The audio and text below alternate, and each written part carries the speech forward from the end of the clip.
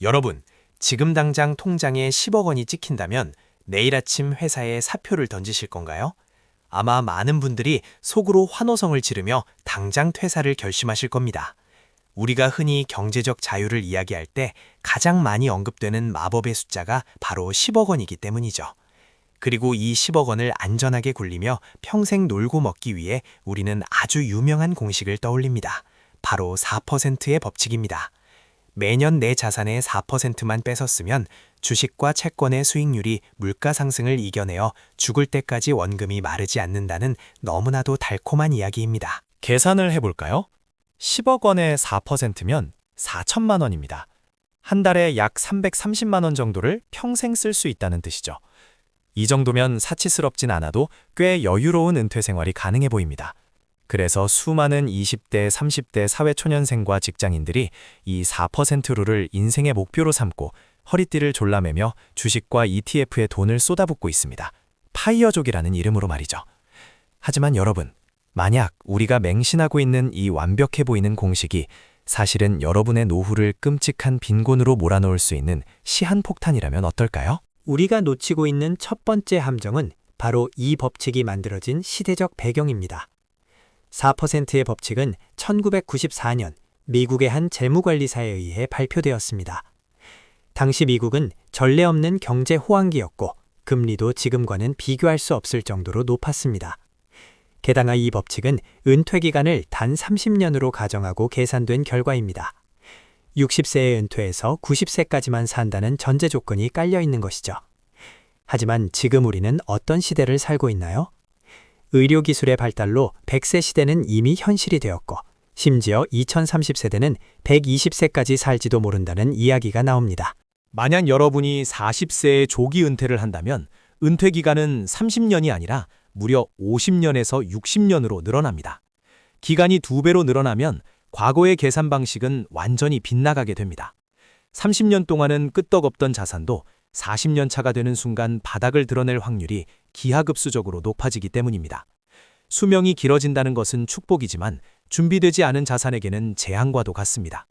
내가 아직 건강하게 살아 숨쉬고 있는데 내 통장의 잔고가 먼저 영원히 되어버리는 공포. 상상만 해도 등골이 오싹해지지 않으신가요? 두 번째 함정은 바로 우리의 돈을 조용히 갉아먹는 보이지 않는 도둑, 인플레이션입니다. 어릴 적 500원이면 사 먹을 수 있었던 과자가 지금은 2,000원이 넘습니다. 물가는 시간이 지날수록 반드시 오릅니다. 4%의 법칙은 매년 물가 상승률을 반영해서 인출 금액을 늘리라고 조언합니다. 첫 해에 4천만 원을 썼고 물가가 3% 올랐다면 다음 해에는 4,120만 원을 빼서 쓰라는 식이죠.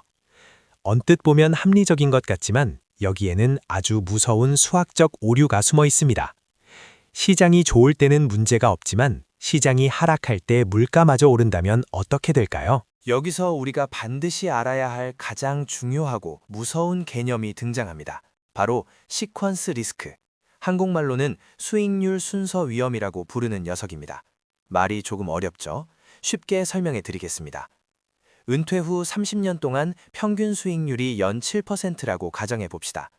평균은 7%지만 어떤 해에는 20% 오르고 어떤 해에는 마이너스 20%가 되기도 하겠죠. 중요한 것은 이 수익률이 어떤 순서로 찾아오느냐입니다. 만약 당신이 화려하게 사표를 던지고 은퇴 파티를 한 바로 다음 날 전 세계적인 경제 위기가 터져 주식시장이 반토막이 난다면 어떻게 될까요? 은퇴 첫 해에 계좌가 반토막 나서 10억이 5억이 되었습니다. 그런데 당신은 생활비로 써야 하니 그 반토막 난 주식을 팔아서 4천만 원을 빼서 써야 합니다. 이제 남은 돈은 4억 6천만 원. 원금이 절반 이상 날아간 상태에서는 다음 해에 시장이 30%, 40% 폭등하며 회복한다고 해도 이미 팔아버린 주식은 돌아오지 않습니다. 깎여나간 원금으로는 예전의 자산 규모를 절대 회복할 수 없는 죽음의 소용돌이에 빠지게 되는 겁니다. 이것이 바로 수익률 순서 위험입니다. 은퇴 초기의 하락장을 맞이하는 불운은 당신의 남은 인생 전체의 재무 계획을 완전히 박살내버립니다. 2008년 글로벌 금융위기 직전에 은퇴한 사람과 위기가 끝나고 주식이 바닥을 쳤던 2010년에 은퇴한 사람, 두 사람의 10년 뒤 자산은 비교조차 할 수 없을 정도로 차이가 납니다. 내 평생의 노력을 담은 은퇴 자금이 단순히 내가 은퇴하는 그 해의 경제 운세에 따라 결정된다는 건 너무나도 억울하고 위험한 도박 아닙니까? 우리는 피땀 흘려 모은 돈을 로시안 롤렛 같은 운에 맡길 수 없습니다. 그렇다면 전문가들은 이 무서운 위험을 어떻게 예측하고 대비할까요? 여기서 조금 과학적인 접근이 필요합니다. 금융 전문가들은 이 불확실성을 테스트하기 위해 몬테카를로 시뮬레이션이라는 기법을 사용합니다. 이름은 거창하지만 원리는 간단합니다. 과거 100년치의 주식, 채권, 물가 상승률 데이터를 컴퓨터에 집어넣고 수만 번의 무작위 은퇴 시나리오를 돌려보는 겁니다. 1970년 오일 쇼크 때 은퇴했다면, 닷컴 버블 붕괴 때 은퇴했다면, 이렇게 무수히 많은 경우의 수를 컴퓨터로 빠르게 시뮬레이션해서 내 자산이 반면전 버틸 확률을 퍼센트로 계산해내는 것이죠. 충격적인 것은 이 몬테카를로 시뮬레이션의 현재의 낮은 배당률과 늘어난 기대 수명, 그리고 4% 고정 인출이라는 조건을 넣고 돌려보면 노후에 파산할 확률이 무려 20%에서 30%까지 치솟는다는 사실입니다. 10명 중 2, 3명은 노후의 길거리에 나앉게 된다는 뜻이죠. 여러분은 실패할 확률이 30%나 되는 비행기에 기꺼이 탑승하시겠습니까? 절대 아닐 겁니다. 그렇다면 우리는 맹목적인 4%의 환상에서 벗어나 이 지독한 인플레이션과 불확실성을 이길 수 있는 완전히 새로운 전략을 짜야만 합니다. 그래서 등장한 첫 번째 해법이 바로 동적 인출 전략입니다. 시장 상황에 눈과 귀를 닫고 무식하게 매년 똑같은 금액을 빼서 쓰는 것이 아니라 내 계좌 상태에 따라 생활비를 유연하게 조절하는 겁니다. 주식시장이 좋아서 계좌가 쑥쑥 불어날 때는 원래 계획대로 넉넉하게 생활비를 씁니다. 여행도 가고 맛있는 것도 사 먹는 거죠. 하지만 앞서 말한 경제 위기가 와서 계좌가 쪼그라들었다면 그때는 인플레이션만큼 생활비를 올려 쓰는 것을 멈추고 과감하게 허리띠를 졸라매어 인출 금액을 줄이는 겁니다. 이 전략의 핵심은 하락장에서 내 원금을 갉아먹는 속도를 극적으로 늦춰서 시장이 회복될 때까지 버틸 시간을 버는 것입니다. 실제로 몬테카를로 시뮬레이션에서 하락장의 인출 금액을 10%만 줄이도록 설정값을 바꾸기만 해도 자산 고갈 확률, 즉 파산 확률이 0%에 가깝게 뚝 떨어지는 기적을 볼 수 있습니다. 마치 자동차 운전을 할 때 도로 상황에 따라 엑셀과 브레이크를 번갈아 밟는 것과 같습니다. 무조건 직진만 고집하는 고정 인출 방식은 벽에 들이받기 딱 좋은 위험한 운전법인 셈이죠. 하지만 생활비를 줄인다는 건 말처럼 쉬운 일이 아닙니다. 당장 밥값을 줄이고 병원비를 아낄 수는 없으니까요. 그래서 우리에게는 두 번째 해법, 바로 현번 흐름 창출이 필요합니다. 은퇴 자산 관리의 핵심은 내가 가진 원금, 즉 주식이나 부동산 자체를 팔아서 생활비를 마련하는 방식을 최대한 피하는 것입니다. 황금알을 낳는 거위의 배를 가르는 대신 거위가 매달 낳아주는 황금알만으로 살아갈 수 있는 시스템을 구축해야 합니다. 그것이 바로 마르지 않는 샘물, 인컴 투자입니다. 구체적으로 어떻게 해야 할까요? 자산의 일정 부분은 꾸준히 배당금을 주는 고배당 주식이나 월세처럼 매달 배당이 나오는 리츠, 그리고 안정적인 이자를 지급하는 예금과 우량 채권으로 구성해야 합니다. 시장이 폭락해서 내 자산의 평가 금액이 반토막이 나더라도 기업들이 망하지 않는 한 배당금과 이자는 매달 통장에 꼬박꼬박 고치기 때문입니다. 주가가 떨어졌다고 억울하게 주식을 헐값에 팔 필요 없이 들어오는 배당금으로 생활하며 시장이 다시 오를 때까지 느긋하게 기다리면 되는 겁니다. 그리고 이 현금 흐름 파이프라인을 완성하는 가장 강력하고 든든한 무기가 남아 있습니다. 바로 국가와 제도가 보장하는 연금입니다. 많은 젊은 세대들이 연금 고갈 뉴스를 보며 난 어차피 못 받을 텐데 라며 불신하고 외면합니다. 하지만 현실적인 노후 준비에 있어 연금은 절대 포기해서는 안 될 최후의 보루입니다.